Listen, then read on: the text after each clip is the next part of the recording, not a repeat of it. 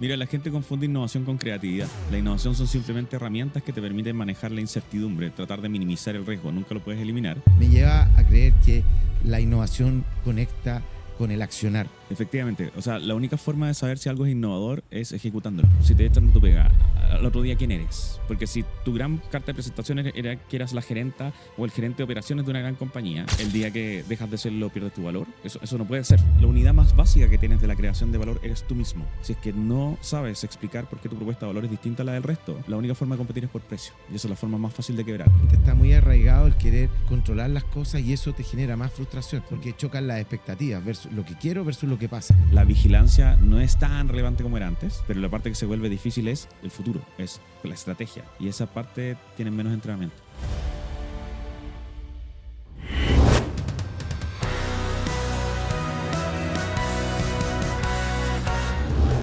Hola a todos, sean bienvenidos a un nuevo episodio de Organizaciones del Mañana aquí en el canal Talentópolis, en donde estamos explorando ideas, intentamos conectar personas, pero sobre todo queremos imaginar un futuro que, aun cuando todavía no existe, queremos ayudar en su construcción.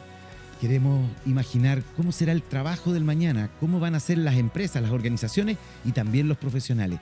Y estamos muy contentos porque estamos aquí en este lugar precioso, que es un edificio nuevo que está prácticamente 0 kilómetros de la Asociación Chilena de Seguridad, aquí en la Avenida Las Condes, y realmente estamos fascinados porque tenemos una estética que quisimos preparar también especialmente para ustedes y poder compartir justamente desde esta institución, desde este lugar que está preocupada del bienestar en el trabajo, de la salud, no tan solo física, como saben, sino que también emocional y, por qué no decirlo, también mental, sobre todo en este mundo que vivimos tan lleno de estímulos y de problemáticas y estrés.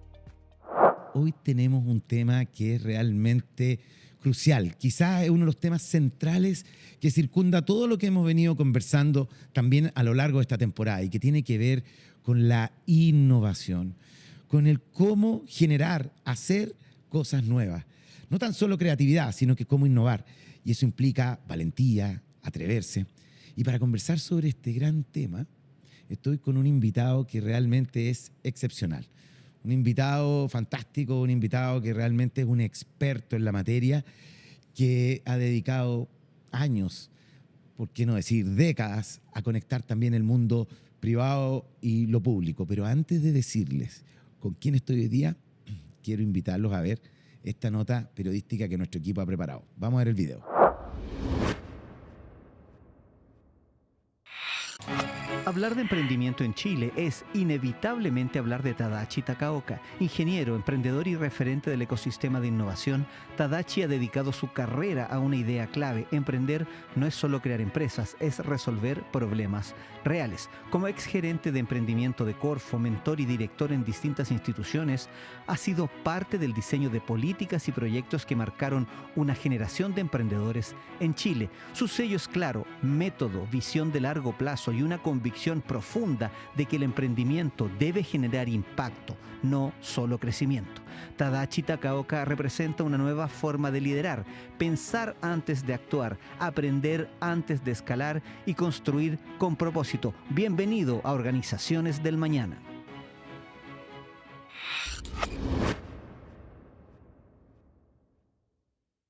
Y bueno, ya lo vimos en la nota, estamos aquí con Tadashi Takaoka Kakeo. Tadashi, muchas gracias por aceptar esta invitación, por estar aquí hoy día compartiendo con nosotros. Oye, nada, gracias por la invitación, Andrés, y por el video. Me pilló de sorpresa, así que muy bonito.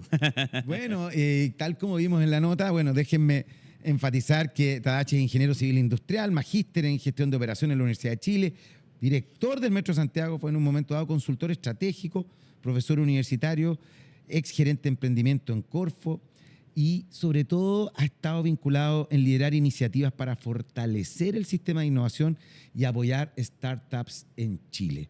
Tremendo desafío, apoyar startups, vale decir, a aquellos que están comenzando, emprendiendo, los que están tomando la decisión de iniciar un camino. Y en ese sentido, Tadashi, déjame partir preguntándote, ¿de qué manera la innovación se convierte en una herramienta o una estrategia central si queremos construir un futuro que sea más próspero? Claro. Mira, la gente confunde innovación con creatividad. Cree que la innovación se trata de que se te ocurran las ideas más locas o más distintas de lo que existe.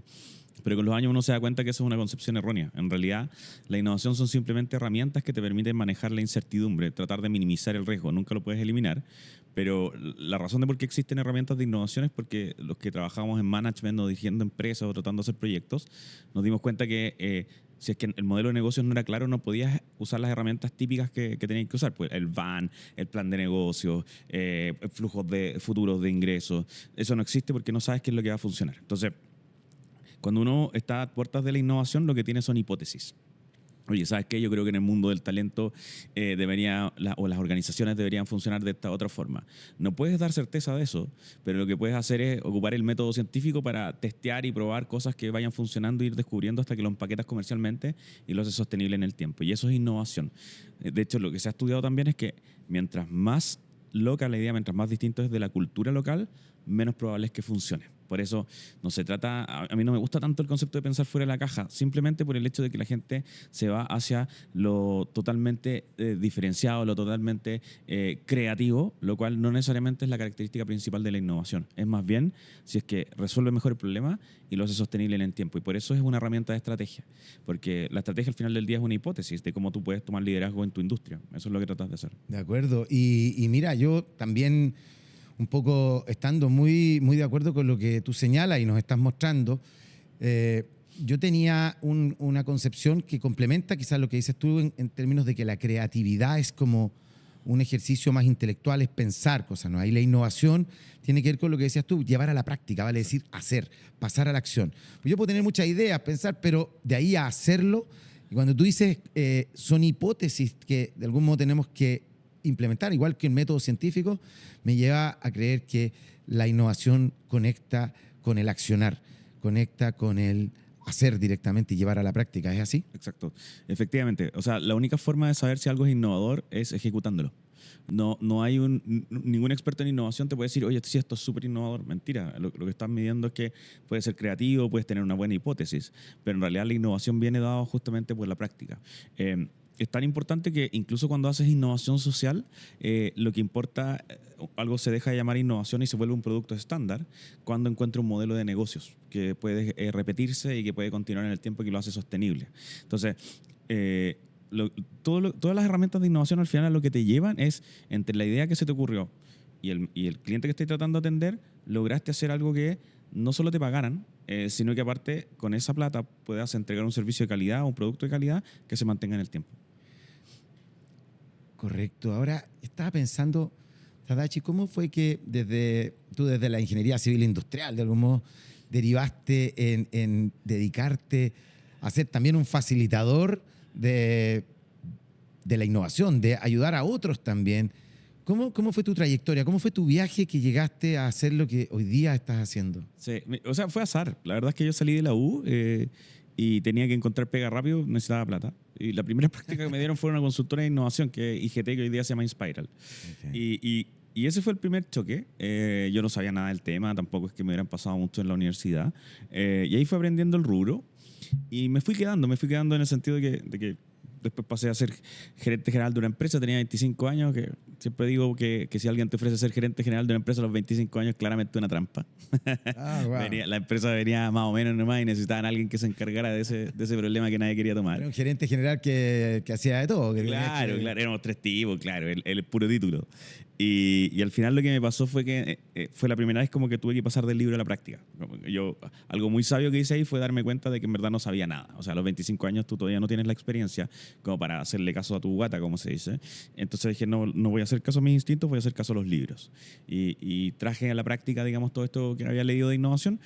Y gracias a Dios funcionó. Con el equipo salvamos la empresa. Club de Innovación todavía existe, que es esta empresa que mantuvimos. Y ahí me fui quedando. Después emprendí, después fui gerente de una aceleradora. Entonces ya a estas alturas logré un dominio muy, muy profundo del tema. Pero también lo que me ha ido pasando ahora es que, al igual que todas las maestrías, uno va empezando a crear su propio camino. Y si bien, claro, uno cuando habla de modelos de negocios, de innovación, piensa en startups, yo la verdad es que me estoy moviendo más hacia modelos de negocios de personas, porque me tiene muy preocupado ese tema. A ver, ¿cómo así? Porque ¿cuál es la diferencia que tú pudieras mostrarnos en una startup como una empresa, una entidad jurídica quizás.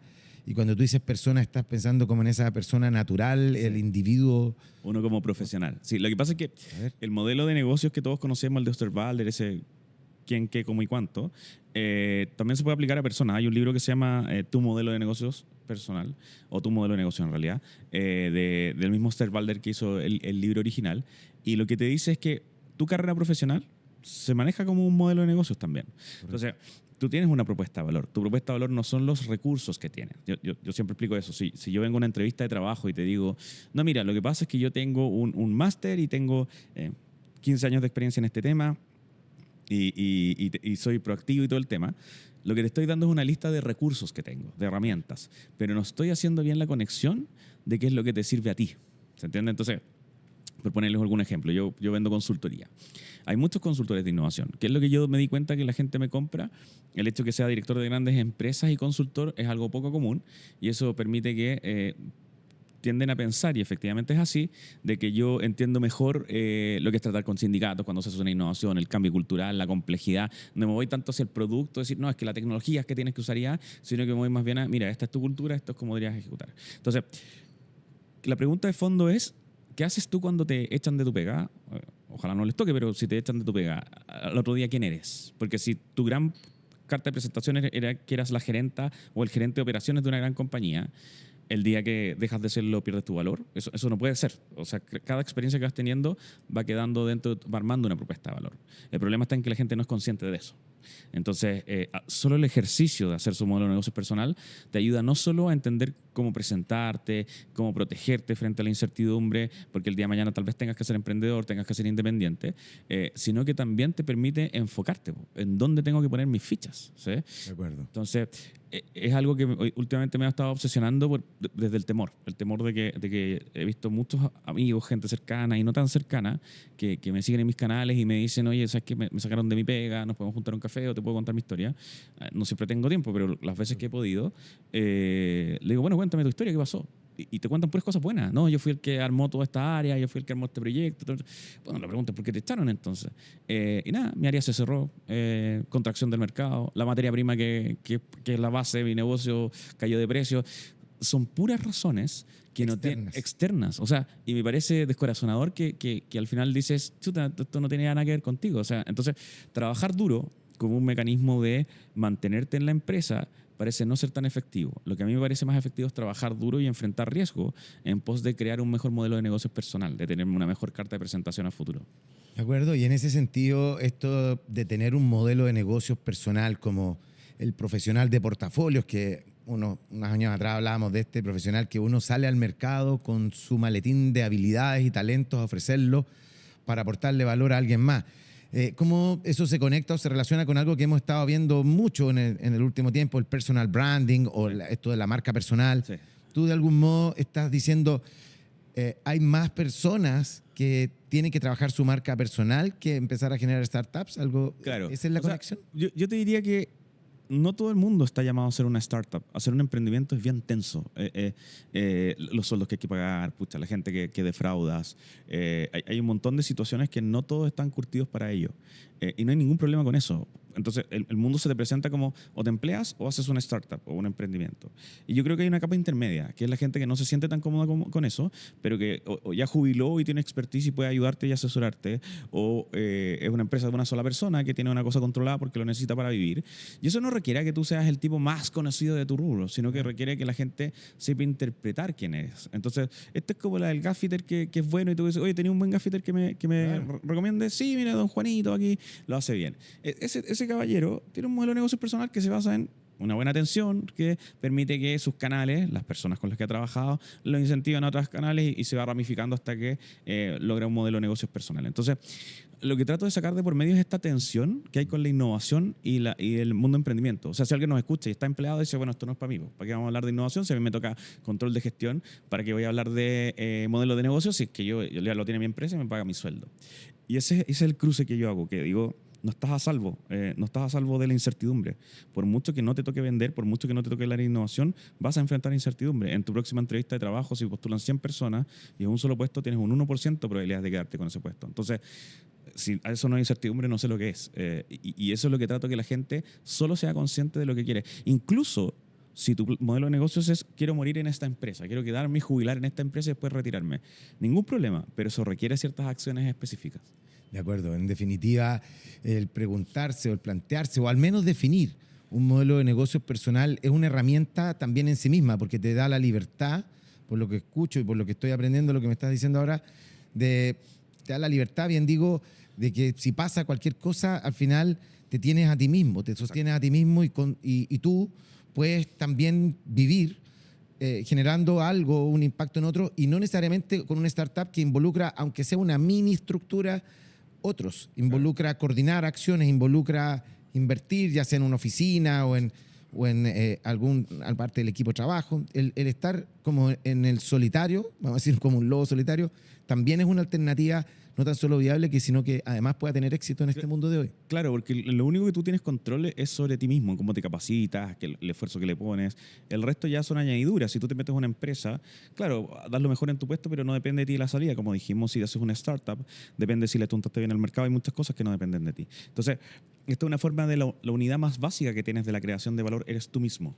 Si después te quieres emplear con eso o armar una startup, está perfecto, pero tienes que conocer a ti mismo. Dicho de otra forma, si es que tú no sé, hiciste una startup y fracasas, ese valor no se pierde. O sea, tú quedaste con algunas habilidades que deberías ser capaz de reciclar, por decirlo así.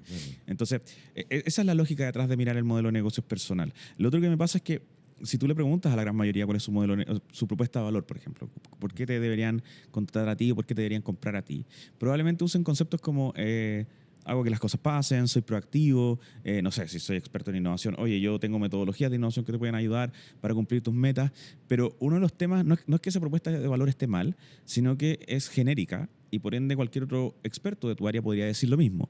Claro. Y eso produce un efecto que se llama gemelización. Yo no puedo percibir por qué tu propuesta de valor es distinta del otro. Entonces, como cuando uno sale a comprar un dulce y si tienes dos tiendas que están aquí distantes, vas a comprar donde está más barato. Lo mismo pasa contigo. Si es que no sabes explicar por qué tu propuesta de valor es distinta a la del resto, entonces la única forma de competir es por precio. Y esa es la forma más fácil de quebrar. O cobráis menos sueldo, o cobráis menos plata por tu servicio, porque no se percibe un valor distintivo.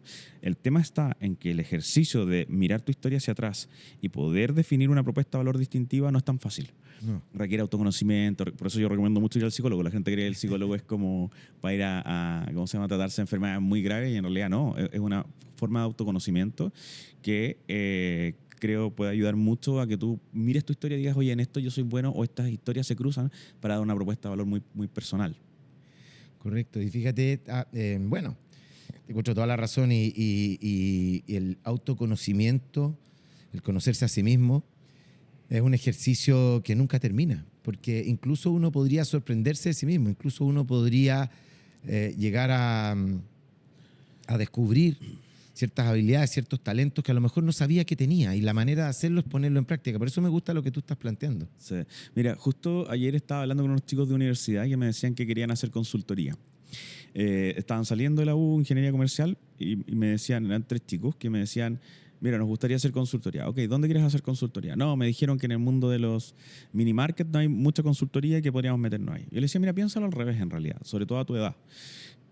Cuéntame experiencias de ustedes, qué cosas tienen que podría hacer sentido, algo que sea creíble, porque si yo tengo un mini market o una cadena mini market y vienes y me dices que con tus 23, 22 años me vas a ayudar a crear algo mejor que lo que yo hago, pucha, capaz que sí, pero es poco creíble. Y mejor contrato al de 40 o 50 que ya tiene mucha experiencia y es exgerente de mini markets y todo el tema.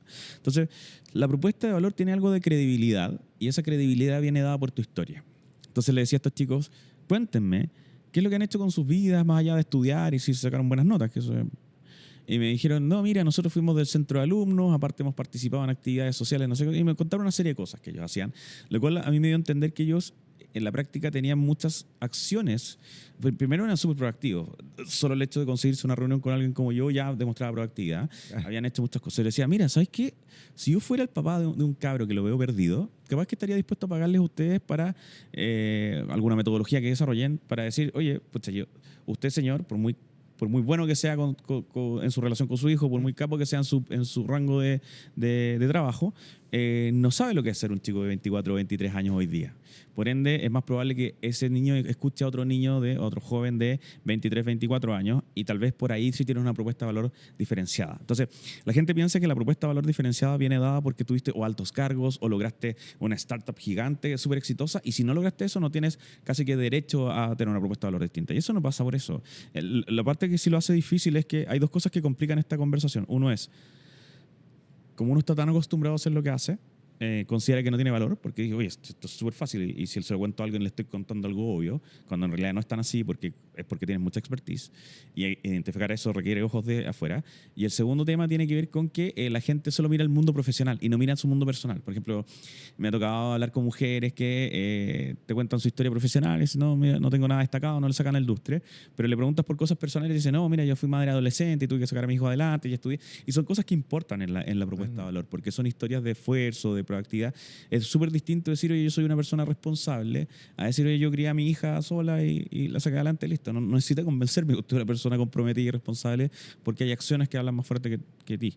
Entonces, ese ejercicio nuevamente requiere mirar la historia hacia atrás y como Jobs decía esta cuestión de conectar los puntos, efectivamente, como tu historia se va conectando. No quiere decir que tengas que haber tenido siempre el mismo puesto de trabajo, sino que cómo te mantienes dentro de cierto esquema de lo que estás enfrentando. De acuerdo.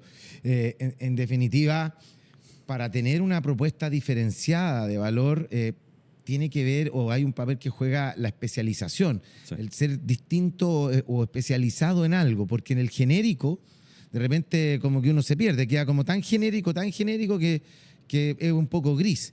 Y en ese sentido lo que tú nos estás diciendo es que es mucho mejor especializarse o enfocarse en un punto y poner ahí la ficha. También más que describir como grandes atributos, como ser responsable, quizás dar un ejemplo concreto en que se demuestra la responsabilidad. De algún modo tú estás diciéndonos, Tadashi, que lo específico, lo concreto, lo tangible es una forma de mostrar mayor valor. Yo te diría que, como todo en la vida, hablar es fácil y contar experiencias duras es difícil. Hace poco tuve una entrevista por temas de directorio.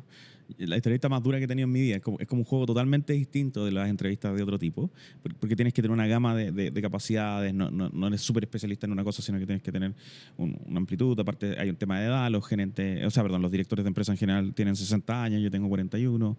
Entonces hay un tema súper como incómodo dentro de esa conversación, que la única forma de sacar adelante la entrevista fue recurriendo a historias muy específicas de acciones que yo había hecho en directorios como el de Metro de Santiago o la Fundación Generación Empresarial, que también estoy, o empresas donde ya he estado antes, que es la gente debería aprender a coleccionar historias específicas. Es distinto decirte, no, mira, yo como gerente de personas soy súper bueno para relacionarme con la gente, tengo muchas habilidades blandas. Oye, eso te lo va a decir toda persona que trabaja en o sea, sería realmente una locura que alguien te dijera, no, mira, yo me llevo mal con la gente, pero igual le pongo empeño. Nadie va a dar una entrevista de trabajo así. Nadie. Pero es distinto que cuando te dicen, mira, sabes que yo tuve una negociación súper dura porque tuvimos que echar a la mitad de la gente y me junté con... ¿Y cómo lo resolviste? No, mira, me junté con cada uno de ellos, hablé, algunos se enojaron, mira, yo te diría que el 20% se enfureció, le dije, pucha, lo lamento, pero no puede hacer nada más, el 10% le pasó otra cosa. Te van contando historias que se nota que vivió el paso a paso en la cancha de fútbol. Entonces, por eso yo siempre el consejo que doy a la gente que está hoy día empleada, por ejemplo, porque al emprendedor le pasa menos, pero el que está empleado pide pasar por cosas complejas. O sea, la gente se va al revés. Dice, necesito proteger mi pega, así que páseme cosas más o menos simples y súper claritas y encuadradas para que hagamos el checklist y yo tengo todos los checks y me protejo en mi pega. Y ese mundo ya no existe. ¿Sí? Y como no existe, lo que es más seguro es decirle, jefe, páseme la pega más compleja que tenga, aquella que no sepamos cómo resolver, déjeme ver si puedo resolverla, pero solo el hecho de pasar por ese proceso ya crea una musculatura nueva. Porque si yo me siento en una entrevista de trabajo y digo, mira, yo llevo 15 años haciendo los mismos informes, no es una buena carta de presentación. No es una buena carta de presentación. La buena carta de presentación es decir, mira, sí, llevo 15 años haciendo informes, pero hay 3 historias que me acuerdo, momentos muy críticos que la pasé muy mal, por X motivo y así las resolví. Y eso es lo que uno se fija cuando dice, a esta persona tiene características distintas a los otros que llevan 15 años haciendo informes. Y recuerden que estos contenidos, estos episodios y capítulos de Organizaciones del Mañana también los pueden encontrar a través de la señal abierta 38.2 de Vision Plus TV en la región metropolitana, también a través de tu cable operador favorito y también de Zapping TV en el canal 171 y ahora recientemente, sorpresa, América Vivo también. Por lo tanto, de forma internacional podrás escuchar nuestros contenidos. No te lo pierdas, ahí nos encontrarás. Debería ser una habilidad. Hoy día yo he escuchado muchas veces que una de las habilidades también para el futuro, en un mundo como el que estamos viendo, con la IA invadiéndolo y copándolo todo de algún modo, el storytelling, el ser capaz de relatar una historia, de contar una experiencia, de mostrar a través de una historia una habilidad o un atributo que subyace a esa historia.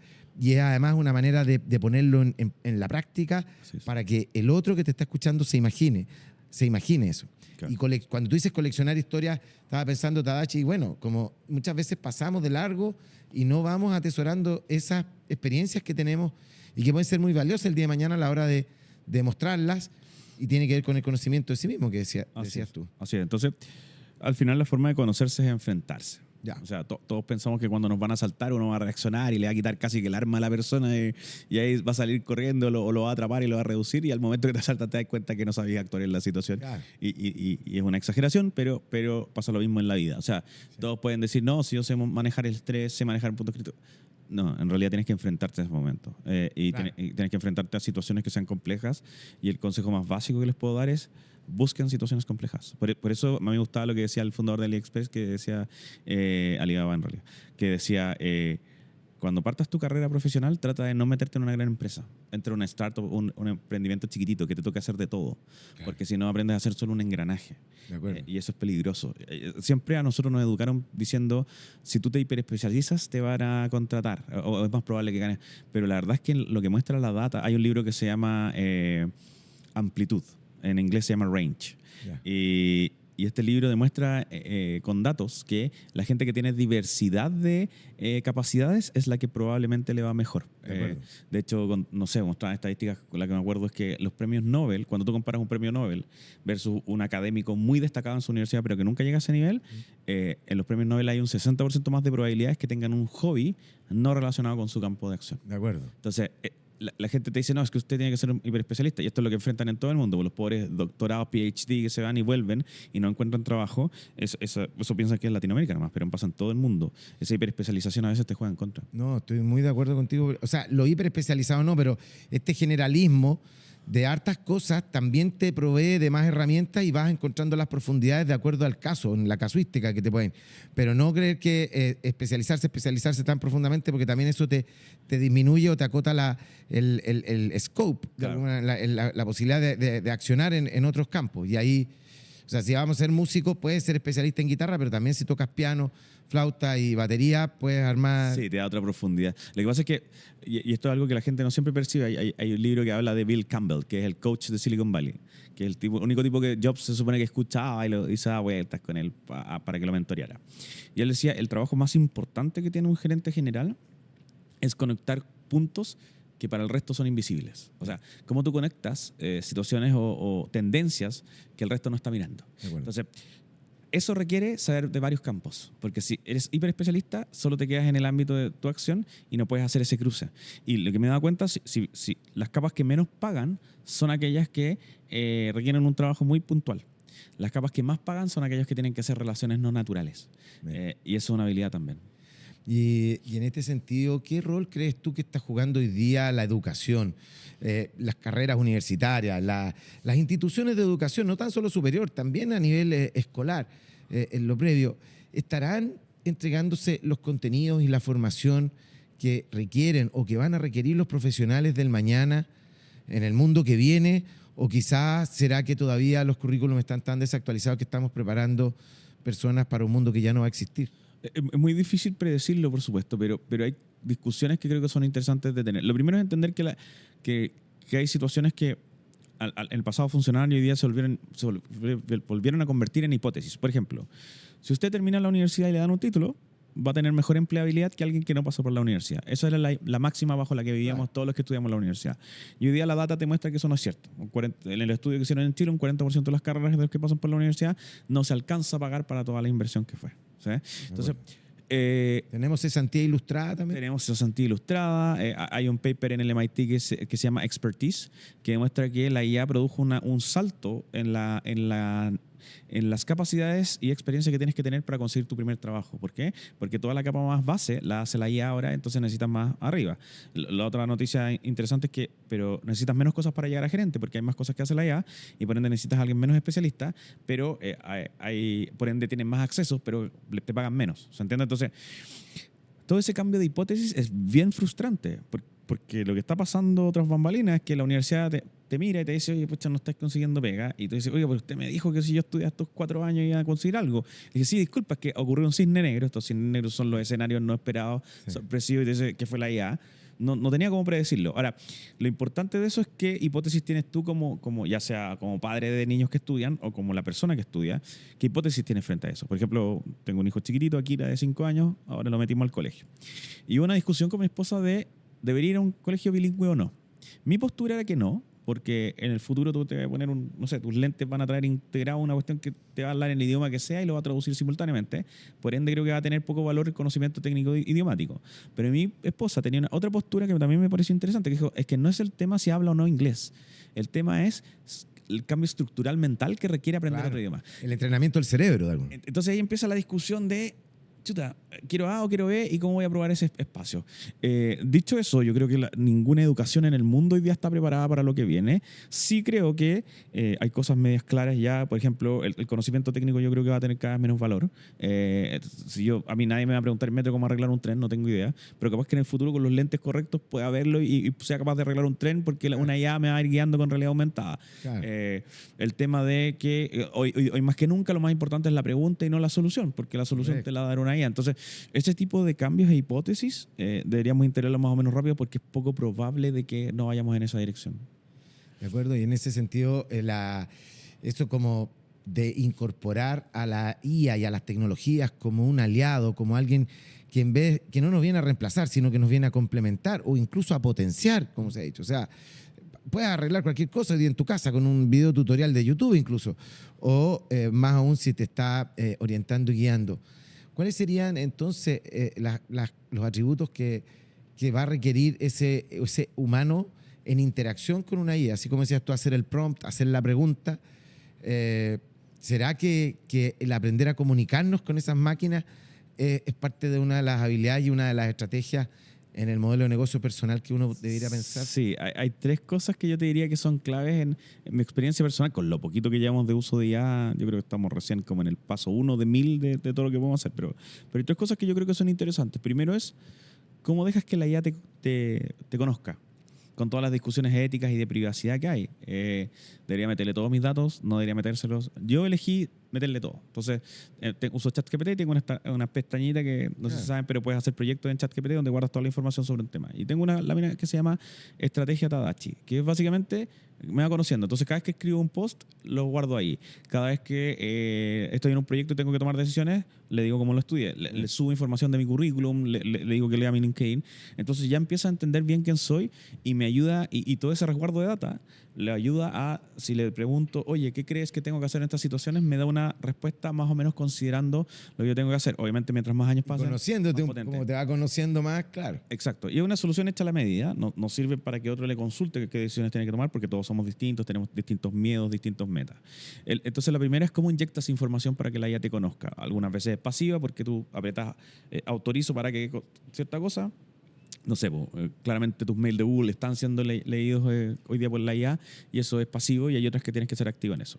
La segunda capa es cómo utilizas la IA para hacer de sparring, para crear mejores ideas, porque la capa 1 es decirle, oiga, es usarlo como Google. Oye, claro, ¿cuánto mide este jugador de básquetbol? Oye, ¿cuándo fue el combate naval de Iquique? Claro. Son cosas que tienen poco valor. Informativas. Informativas. Hay otras que son más razonadoras. Claro. Hay otras que son más de construir. Oye, construyeme un post sobre este tema que, ok, tiene más valor, pero la verdad es que es fácil llegar a ese tema y incluso puede mermar tu capacidad de escribir ciertos temas. Pero lo que yo encuentro interesante y lo que yo he usado es cuando quiero escribir un post, por ejemplo, y decirle, oye, cuestióname, hazme preguntas de abogado del diablo sobre este tema, o muéstrame data que respalde lo que estoy diciendo y muéstrame data que rechace lo que estoy diciendo. Y usarlo de sparring y cuestionarle y hacer una discusión ayuda mucho a que tú mismo crezcas. Lo que estás tratando de hacer es como la diferencia entre ir al gimnasio a mirar a alguien que haga ejercicio y tú hacer ejercicio con un coach que igual tenés que levantar la pesa tú. ¿Sí? Entonces, es el campo 2. Es como tú usas de sparring y chocas con eso para potenciarte tú mismo. Y la tercera capa yo te diría que es la confianza en la IA. O sea, y eso va a tomar un tiempo, en el sentido de que incluso a nosotros nos pasa que Google Maps o Waze le ponéis la dirección, te manda por otro camino que no el tradicional y tú le decís, no, se equivocó, voy a seguir el camino que me sé. Y ahí te encontrás con el taco que te trató de decir. Y lo mismo te pasa con la IA. Tú la vas a mirar y vas a decir, está bien, está mal, debería confiar, debería usar la data. Al principio probablemente no tengas que confiar porque hay que calibrarla. Sí. Pero con los años debería pasar algo que equilibre esto entre confiar, no puedes entregarlo sin revisar, pero confiar que incluso si la decisión que te tira la IA, si tiene suficiente data, aunque contraste con lo que tú piensas, debería ser capaz de migrar tu cerebro a decir, chuta, no me puedo enamorar de la solución que estoy diciendo. Y eso es difícil. Suena obvio, pero es muy difícil. Claro. Bueno, de hecho también la IA alucina, todavía dice, alucina y se equivoca, pero finalmente es la data que está detrás. Pero esto se va perfeccionando cada vez más, va sin duda ajustando. El problema de hoy se resuelve rápido. Exacto, y se está enriqueciendo y cada vez el salto es más exponencial. Claro. Bueno, déjame decirte, Tadashi, que acá en este programa tenemos una sección que se llama Decisión Futura. Que consiste en que nosotros decimos que, y somos de los que creemos, yo personalmente así lo creo, que para evolucionar no siempre hay que cambiarlo todo. Algunos creen que para evolucionar es como cambio. Bienvenido al cambio, sí, pero también hay una parte de la sabiduría que nos indica que hay que saber identificar qué cosas mantener para evolucionar, porque la vida y la naturaleza evolucionan en la medida en que hay cosas que se mantienen, se sostienen, como lo más fuerte, y hay cosas que mueren y cambian. Entonces, como queremos imaginar aquí organizaciones del mañana que sean mejores hacia el futuro y evolucionen, emulamos una idea a partir de la película Matrix, de la píldora, y ahí al lado tuyo tienes 2 sobres. Quiero pedirte que saques uno al azar. ¿Ya? El que, no sé, te guiñe el ojo, el que más te tire, ya. Y veamos qué te apareció. A ver. Bueno, cambiar. Entonces, mi estimado Tadashi, considerando que queremos evolucionar, ¿qué crees tú, de acuerdo a tu experiencia, lo que te ha tocado ver, vivir, como asesor también, como director de empresas, qué crees tú que nuestra sociedad actual necesita cambiar para que justamente podamos tener un mejor futuro, un futuro más próspero? Sí, yo creo que tenemos que cambiar el foco en el entender que tenemos control por muy pocas cosas. La gente piensa que, y de hecho yo creo que es la búsqueda de sentirse más seguro, un montón de temas. Hoy convivimos con generaciones más jóvenes que piensan que pueden decretar al universo ciertas cosas. Más allá de si usted cree o no en eso, creo que es un pensamiento peligroso desde el punto de vista de decir, te puede frustrar muy fácilmente al darte cuenta que en realidad con la edad te das cuenta que tienes control sobre muy pocas cosas. Y eso trae muchos efectos: depresión, frustración, rabia.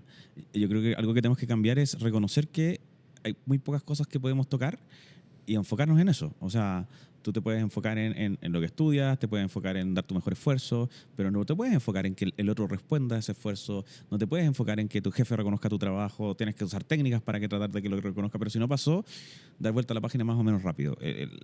La gente tiende a frustrarse con que el mundo es injusto, porque lo es. Hay obviamente casos ya extremos donde tiene que entrar la justicia literalmente, claro.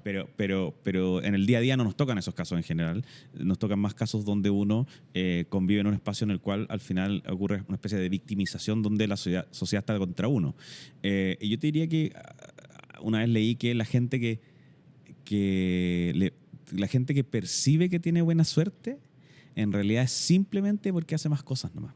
Le tocan más oportunidades nomás. Es como que tira más veces los dados. Pues. Entonces, si tiráis los dados 100 veces y ganáis una, igual te caes con esta sensación, sí, una vez me gané el premio. Claro. Versus si tiráis 10 y te frustráis porque perdiste todas, decís, no, esta cuestión no sirve para nada. Claro. Entonces pasa lo mismo. Mientras más uno se exponga, se empuje a espacios en los cuales podría ocurrir algo bueno, y no te frustra tanto que ocurra algo malo, porque uno humano, se va a enojar, se va a historiar, pero bueno, así es la vida. Yo creo que existe esa como responsabilidad con uno mismo de decir, mira, el mundo es como es, yo puedo estar en desacuerdo, creo que hay que trabajar para eso, puedo ir a marchar para que las cosas cambien, pero mientras tanto, yo tengo que hacerme cargo de lo que tengo posibilidades, y eso creo que es algo que tenemos que rescatar. De acuerdo. Y fíjate que es de algún modo lo que yo observo, con lo que dices tú, que nos hace falta practicar más la aceptación de lo que no podemos controlar. Entender que vivimos en la incertidumbre. No, si nadie sabe lo que va a pasar mañana con certeza. Entonces, aceptar también es una manera de ser más flexible, más adaptable también y más amigo de los cambios. Entonces, me gusta mucho lo que estás diciendo, porque de repente está muy arraigado el querer controlar las cosas y eso te genera más frustración, porque chocan las expectativas, versus lo que quiero versus lo que pasa. Exacto. Me encanta eso. Igual yo siempre hago esto, Tachi, pero quiero saber del otro programa para que se vea que están las dos opciones. ¿Qué me dirías o qué me hubieses dicho si te pregunto, Tadashi? Para que vean que no está arreglado, el otro era mantener. Claro, Sí. para ver qué me dirías tú para que sigamos evolucionando, que habría que mantener, que hoy día está haciendo bien y que es bueno conservarlo, cuidarlo y proyectarlo quizá. Sí, yo te diría que algo que hay que mantener, no sé la palabra correcta, no sé si es empatía, amabilidad, ponerse en el lugar del otro, pero quiero explicarlo muy rápidamente. Si tú vienes con un reclamo conmigo porque somos socios o tú eres mi cliente, y yo te digo, oye, ¿sabes qué? Acá sale escrito que lo que tú me estás diciendo no está bien. Así que trágate tus palabras y te vas porque acá sale escrito. Claro. Tú no te vas a tomar en esa respuesta. Por mucho que yo tenga razón, la forma se come el fondo, porque siente que te estoy faltando el respeto. No tiene que ver con que si tenías o no tenías razón. De hecho, yo la tenía, pero la forma en que te lo dije te chocó. El tema está en que hoy día con la IA probablemente ocurran muchos más escenarios de ese tipo, donde sea mucho más claro que yo tengo la razón o tú tienes la razón, o sea mucho más fácil argumentarte con peso suficiente para decirme tú estás equivocado, yo estoy en lo correcto. Eso puede ir en dos direcciones.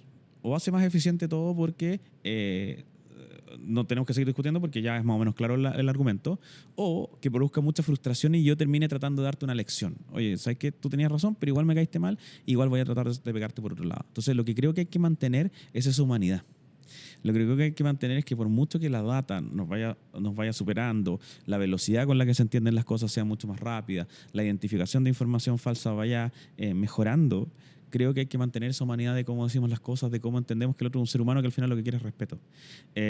Y eso obliga a no poner el fondo por sobre la forma, entender que son igual de importantes. Es tan importante como el mensaje que te estoy dando, es cómo te lo estoy dando. Y eso se puede perder fácilmente en una época hipertecnologizada e hiperproductiva. Uno puede tener en una empresa un camino, en una startup o esta vía intermedia del talento personal y del portafolio de habilidades personal. Pero cuando uno está en una compañía también uno puede emprender.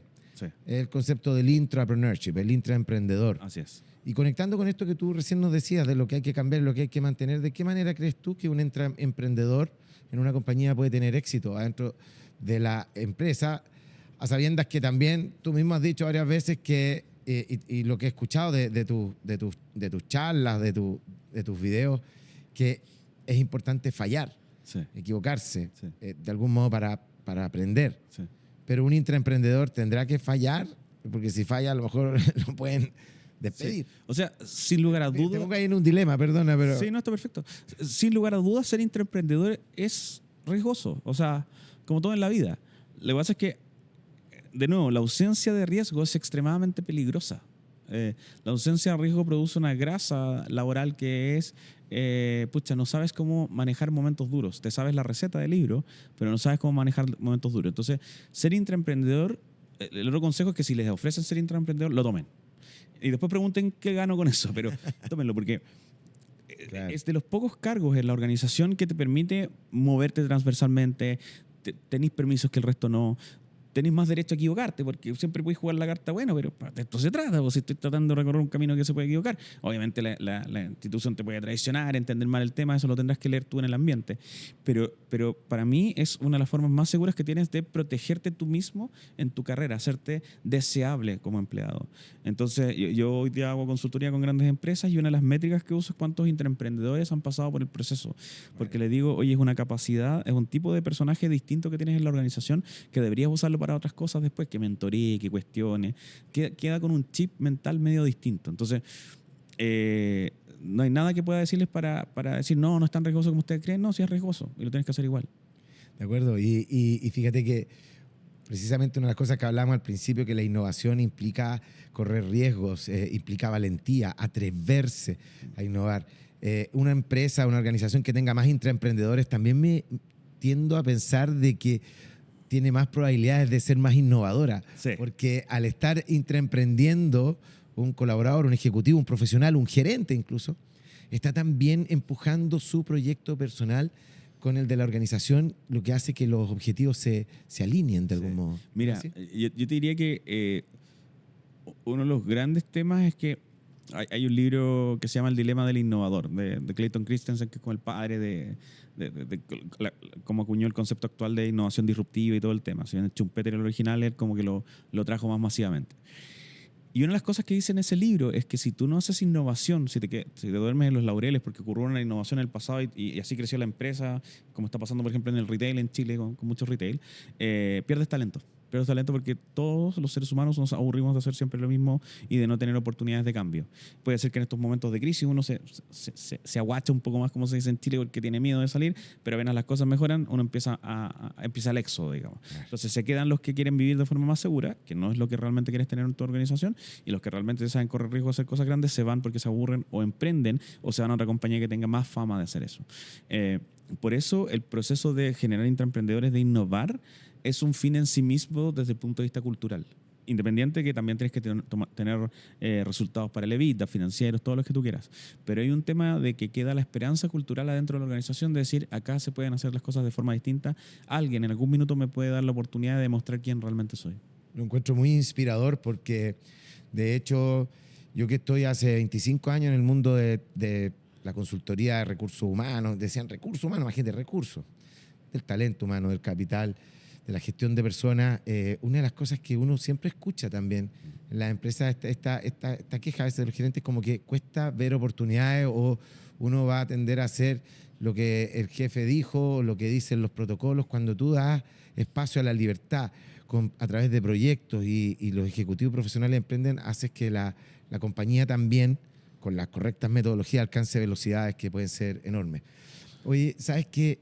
Tadashi, quiero decirte que, bueno, el tiempo es implacable, pasa volando, yo me entretengo un montón, pero creo que has dicho cosas que son bien relevantes y quiero contarte que acá también hay una audiencia que está ávida de querer a veces repensar su carrera laboral, o hay algunos jóvenes que hoy día están saliendo del colegio y quieren definir qué estudiar. Hay otros ejecutivos profesionales que a lo mejor están mirando un posgrado, un postítulo, un magíster, no sé, o ver cómo hacer su elevator pitch personal para crecer dentro de la compañía. En ese desarrollo, y redondeando un poco lo que hemos hablado, ¿qué cosas crees tú que son esenciales que podríamos aconsejar a la audiencia para que pueda desarrollarse en su carrera laboral y profesional para lo que viene? Sí, yo creo que el primer ejercicio que podrían hacer es piensa cómo explicas lo que harías sin decir cuál es tu cargo actual. O sea, si yo me presento como director de Metro de Santiago, claro, es fácil darle prestigio a ese título, pero es un título que voy a perder más temprano que tarde. Entonces, no es una buena carta de presentación en el largo plazo hacer eso. Entonces, un primer ejercicio es cómo te presentarías si es que no echaras mano a tu cargo actual. Eso es un súper buen ejercicio. El segundo ejercicio es, cuando te presentes y digas cuál es tu propuesta de valor o en qué eres bueno, piensa cuánta gente que tenga tus mismos años de experiencia en el campo que tú tienes podría decir lo mismo. Si es mucha gente, o sea, si tú dices, no, es que yo soy experto en innovación, entonces mi propuesta de valor es que manejo muchas metodologías de innovación y he tenido mucha experiencia. Pucha, siendo franco, cualquier experto en innovación que tenga mis años, o en Chile hay gente que tiene muchos más años, podría decir lo mismo. No es una buena carta de presentación, no es incorrecta, es cierto, pero no es una carta que me diferencia. Entonces, están en sus casas, piensen que hay en sus historias que los hace un poco distintos, ¿sí? Por ejemplo, yo siempre he hecho mano a lo que decía antes de que el hecho de ser director de grandes empresas y consultor me separa un poquito de esta discusión, y la innovación en la empresa es súper política, requiere mucho lobby, y puedo hablar de igual con un director de empresa, o puedo hablar igual con el gerente general porque tengo esta validación. O por otra parte decir, oye, siendo el ex gerente de emprendimiento en la Corfo, debo ser de las personas en Latinoamérica que más modelos de negocio ha visto en su vida, por ende entiendo muy bien la lógica, y esas son cartas que te permiten entender cómo te presentas distinto, ¿sí? Y también ser sincero en decir, ¿qué es lo que quieres hacer con tu vida? O sea, ¿qué es para ti el éxito? Todos te tratan de vender este exitismo de que es tener mucha plata o estar siempre ocupado o hacer tu startup. Y en realidad hay que ser mucho más sincero. Es decir, capaz que a ti lo que te gusta es querés tener más tiempo con tu familia, perfecto. Y eso lleva a decisiones con, si ese es si ese es el valor que tú percibes de desarrollar tu carrera, bueno, tienes que armar una carrera de ese estilo. Tal vez tienes que salirte a trabajar y trabajar medio tiempo y que te deje más o menos la plata y que podrías vender por ese monto. Entonces, ese sincerar, que es lo que uno quiere ser. Y si quieres ser multimillonario, bienvenido sea, no hay juicio de valor de por medio. Pero trabajando empleado no vas a llegar. Entonces, ese sincerar lo que uno quiere lograr te obliga a tomar decisiones en torno a dónde tengo que invertir y dónde no tengo que invertir. Entonces, por ejemplo, yo cuando hice mi modelo de negocios personal, dije, yo quiero ser consultor y al principio le hablaba a pymes, dije, oye, acá hay varias cosas positivas que yo podría hacer. Por ejemplo, uso canales como redes sociales para hablar y tengo varios seguidores y eso me permitía crecer más rápido. Pero mucha gente me decía, oye, sabes que tu canal está bueno, pero es medio feíto, podría mejorarlo o podría contratar a alguien para que le ponga más diseño. Y yo decía, mira, ¿sabes qué? O sea, mal no está tu recomendación, sin duda alguna, pero en recursos limitados tengo que elegir aquello donde realmente tengo que meter la plata. Entonces, prefiero meter la plata para pagarle a alguien que me ayude a hacer el canal más bonito o prefiero meter la plata para comprarme libros y estudiar y tener cosas más interesantes que decir cuando hago consultoría. Y claramente para mi caso, para mi modelo de negocio era lo segundo. Ahora, si tú eres un tipo de Instagramer o estás en TikTok y el look lo es todo para ti, claramente tienes que invertir más en lo primero, ¿se entiende? Entonces, pero no hay una receta. Lo que hay es un proceso deductivo de decir, esto es lo que soy o esto es lo que quiero ser y cómo voy invirtiendo para que eso sea más potente. Genial. ¿Cómo voy invirtiendo para que esto sea más potente? Quizás, a ver si eres capaz de decirme en una frase, ¿cómo te imaginas que vas a estar tú haciendo qué de aquí a 10 años? Yo creo que voy a estar rediseñando directorios de grandes compañías, ya sea desde adentro como director o como asesor. Creo que tenemos una gran... Ahí ya terminó mi frase para que no crea que me estoy aprovechando, pero rediseñando los directorios de las grandes compañías. ¿Por qué? Porque creo que detecté este problema de que la innovación en realidad o la inversión en I+D no ocurre desde los directorios y la gerencia general. No es que la gente abajo no sepa o no tenga las capacidades, eso se aprende rápido. Pero si arriba no se cree eso, no hay nada que hacer. No importa qué canvas, qué metodología traigas, no va a ocurrir. Y yo veo una falla ahí porque los directorios están muy diseñados para una época anterior, que era la vigilancia. Los gerentes generales no eran profesionales, por ende necesitaban supervisión adulta. Hoy día los gerentes generales en general, valga la redundancia, todos tienen un gran nivel. Por ende, la vigilancia no es tan relevante como era antes, pero la parte que se vuelve difícil es el futuro, es con la estrategia. Y esa parte tiene menos entrenamiento. Bueno, mira, menos entrenamiento. Habrá que entrenarlos más entonces. Habrá que entrenarlos. Bueno, gracias Tadashi. Ha sido un placer, un gusto conversar contigo. Creo que hemos aprendido todos un poquito más hoy día. Muchas gracias, Andrés, por la invitación. Y bueno, déjenme decirle a todos ustedes gracias también por quedarse hasta el final. Estoy totalmente convencido de que a más de alguien, a más de alguno de ustedes, esta conversación hoy día con Tadashi ha permitido ahondar en la innovación que quieres hacer o quizás en una decisión que permita desarrollar de mejor forma tu carrera, tu futuro, pensando en lo que quieres para ti, en tu propósito. Así que si te gustó este video, regálanos un like. No dejes de suscribirte al canal Talentópolis si es que no lo has hecho, así no te pierdes ninguna de nuestras contenidos y novedades que vamos a estar señalando. Y invita a otros, comparte para que podamos aumentar el alcance, porque lo que estamos haciendo aquí lo estamos haciendo con mucho cariño, con entusiasmo, porque queremos contribuir a un futuro del trabajo y sabemos que ese futuro no empieza mañana ni tampoco la próxima semana, sino que empieza hoy día mismo. Así que los espero hasta un próximo episodio. Hasta la próxima.